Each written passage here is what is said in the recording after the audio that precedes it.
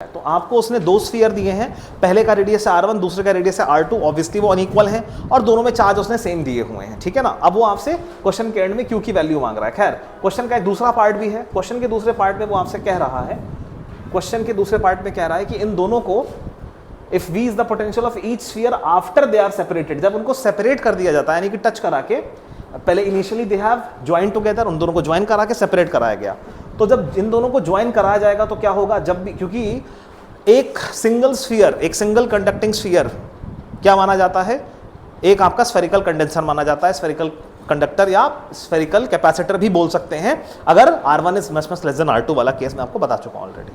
तो यहां पर दो कैपेसिटर्स हैं, उनके कैपेसिटेंस क्या होंगे, 4πε0r1 4πε0r2।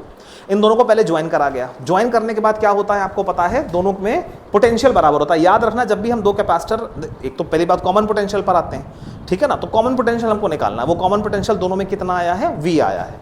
So after we join them, एक बार हम इन दोनों को ज्वाइन कर दें अगर, तो क्या होगा,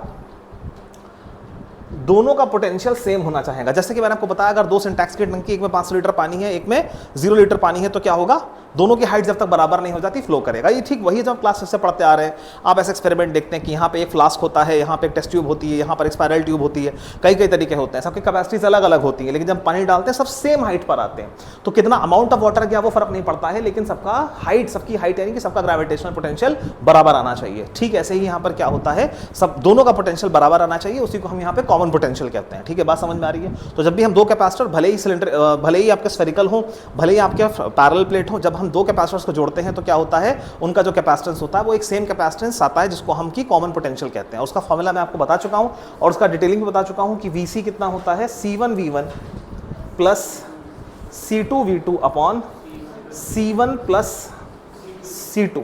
अच्छा, तो अब हम इसमें इसको कैसे सॉल्व करेंगे, तो देखिए तो इक्वल चार्ज थे दोनों में। अच्छा, तो C1V1 बेसिकली मैंने आपको बताया था जो C1V1 क्या होता है, ये C1V1 और C2V2 हम सब जानते हैं Q बराबर CV होता है। ये C1V1 plus C2V2 second step था, पहला स्टेप था Q1 प्लस Q2।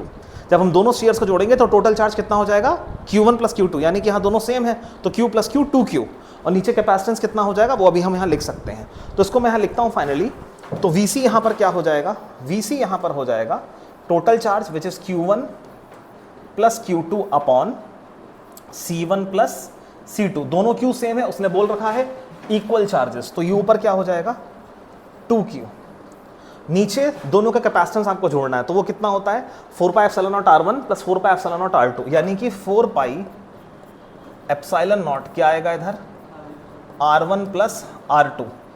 हम नोटिस कर सकते हैं उसने सब जगह K में आंसर दिया है, तो ये क्या लिखा हुआ है, अगर मैं यहाँ 1 लगा दूं जो कि मैं बड़ी इजीली लगा सकता हूँ, तो 1/4πε0, ये K लिखा हुआ है कि नहीं लिखा हुआ है, तो यहां से अगर हम देखें तो ये आ रहा है 2KQ upon R1 plus R2। ये किसकी वैल्यू आ रही है, K के टर्म्स में कॉमन पोटेंशियल की वैल्यू आ रही है, उसने कॉमन पोटेंशियल आपको V दे रखा है। अब आप सीधे एंड टू एंड बात करिए, एंड टू एंड बात करने का मतलब है V बराबर किसके हैं, 2 small KQ upon R1 plus R2। यहां से उसने क्या पूछा है, इनिशियल चार्ज पूछा है, इनिशियल चार्ज में उसने Q की वैल्यू पूछी है, तो R1 प्लस R2 ऊपर जाएगा, यानी कि V into R1 plus R2 upon 2 के नीचे आएगा, यानी कि सेकंड ऑप्शन आंसर है। चेक करिए,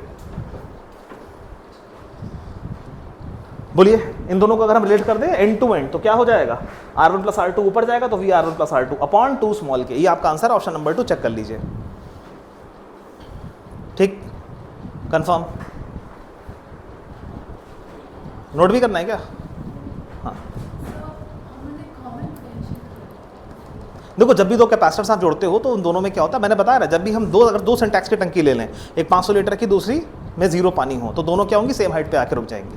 अगर इसमें पानी पहले ज़्यादा हुआ, 100 लीटर भी हुआ, तो भी दोनों सेम हाइट पे आके रुकेंगे। मैं बोलता रहा हूँ, आप लोग बहुत दिमाग मत लगाइए, आप क्लास 5th का अपने साइंस का क्लास 5th 6 बल्कि आजकल तो 4th में भी आने लग गया होगा, 5th 6 में आपने जो देखा है कि एक ट्यूब होता है नीचे, यहाँ पर एक ऐसा फ्लास्क होता है सबसे पहला, दूसरा एक ट्यूब होती है, तीसरा यूं फ्लास्क होता है, चौथा स्पाइरल एक ट्यूब होती है। इन सब में आप पानी भरते हैं तो सारा पानी कहाँ के रुकता है, सेम हाइट पे आके रुकता है।